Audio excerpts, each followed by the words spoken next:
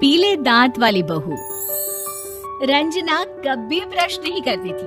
उसे कितनी बार उसके माँ बाप ने डांटा, लेकिन उसका कोई असर उस पर होता ही नहीं था, जिस कारण से उसके दांत पीले पीले हो जाते हैं।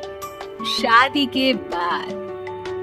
अरे बहू, वैसे तो तुझ में कोई कमी नहीं है, पर तेरे दांत इतने पीले कैसे हैं बेटा? कैसे मतलब? कोई सर्जरी थोड़ी ना कराई है। वो तो क्या नाम, मैं ब्रश नहीं करती थी तो पीले हो गए। अब क्या करूं? आप कहें तो लाल करवा लूं या फिर काले? यार ये क्या है, क्यों माँ से लड़ रही हो? लड़ रही हूँ?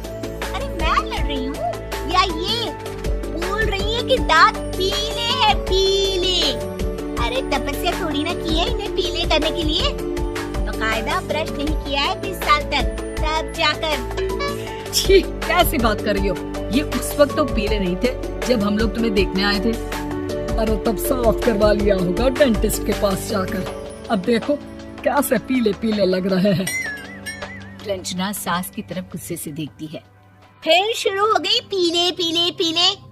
अरे पीले तो तब भी थे जब मेरे हाथ का रसगुल्ला उड़ा उड़ा कर खा रही थी और बोल रही थी, लड़की नहीं गुणों का खजाना दे रहे भाई साहब आप। खैर, अब वो लोग करते भी तो क्या करते, पीले दांत वाली बहू पल्ले पड़ी थी तो झेलना तो था ही। एक दिन कीर्तन में रंजना गाना गा रही थी। अरे कमला बहन, माँ का द्वार है, यहाँ तो सब शुद्ध होकर आते हैं, फिर अपनी बहू को ब्रश भी नहीं करवाती तुम। दूर से पीले पीले दांत भक्ति में बाधा उत्पन्न कर रहे हैं।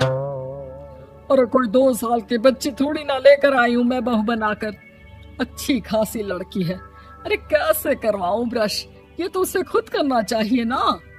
अब माँ बाप तो इसके जैसे तैसे निपटा दिए, ये नहीं सोचा कि सास कैसे संभालेगी। सास बहू को लेकर घर आ जाती है, लेकिन सोच लेती है कि अब इसे लेकर कहीं नहीं जाएगी। अगले रोज बहू कहती है, अरे क्या हो गया, मंदिर नहीं जाना क्या? कीर्तन का वक्त हो रहा है। मेरी मधुर वाणी से कान्हा जी जागते हैं और सोते हैं। आप तो जानती है ना उनकी भक्ति में कितना मन लगता है मेरा। वो क्या है ना, तबीयत ठीक नहीं लग रही है मेरी, आराम करूंगी मैं। तबीयत ठीक नहीं लग रही? अभी तो मिथुन के गाने पर नाच रही थी आप, और अब बोल रही है कि तबीयत ठीक नहीं लग रही। अरे भक्ति में मन लगा लो सासू माँ, ऊपर जाना है, क्या मुंह दिखाओगी आप? हाँ? सास को बहू की बात पर गुस्सा आ जाता है। मैं क्या मुंह दिखाऊंगी, इसकी चिंता तो ना कर, समझी?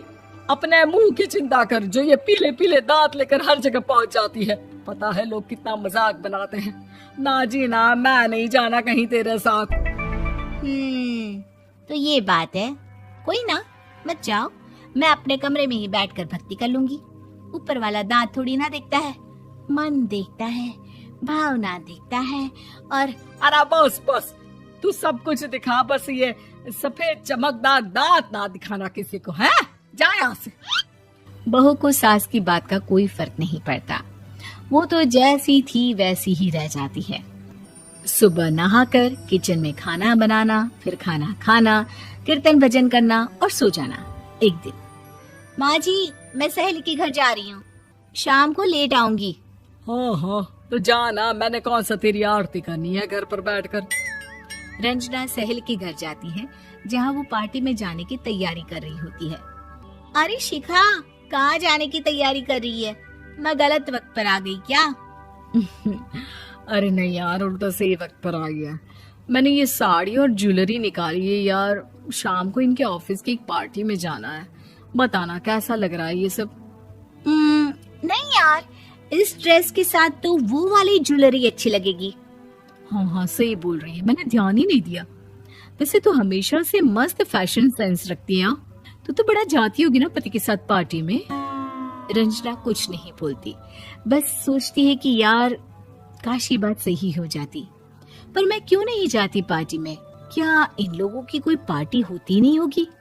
रंजना घर आती है और रात में पति से सवाल करती है, एक बात बताइए, आप मुझे किसी पार्टी में क्यों नहीं ले जाते?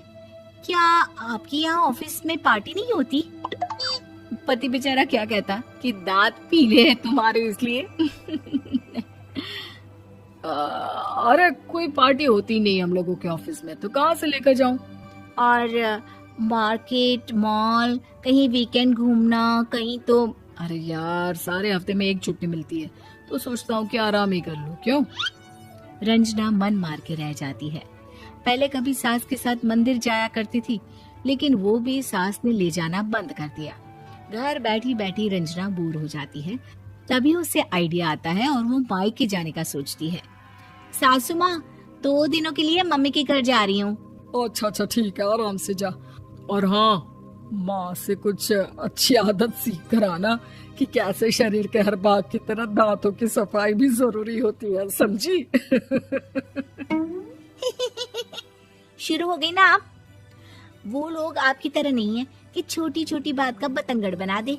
उन लोगों के लिए मैं मायने रखती हूँ, ना कि मेरे पीले पीले दांत। रंजना माँ को बिना बताए उन लोगों को सरप्राइज देती है, लेकिन जैसे ही वो दरवाजे पर पहुंचती है, अंदर देखती है कि घर वाले कहीं जा रहे होते हैं। अब माँ, काश रंजना दीदी के दांतों वाली प्रॉब्लम नहीं होती, तो वो भी हम लोगों के साथ चलती ना बुआ जी की बेटी की शादी में।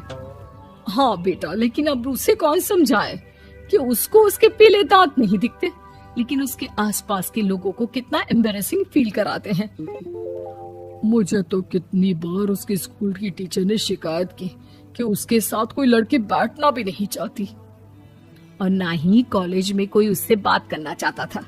लेकिन पता नहीं क्यों उसे ये बात समझ में ही नहीं आती। कोई कमी नहीं है उस लड़की में, बस यही कि दांत पीले हैं। वो तो भला हो जीजा जी और उनकी माँ का, जो दीदी को जैसी है वैसे ही रखा हुआ है। रंजना को अपने घर वालों की बात सुनकर बहुत दुख होता है।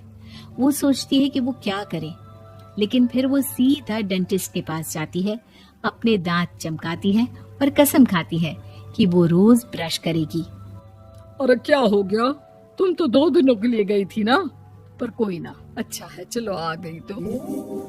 रंजना सास के सामने आकर खड़ी हो जाती है और पूरी स्माइल करती है, उसके चमकदार दांतों को दिखाती हुई। चले मंदिर।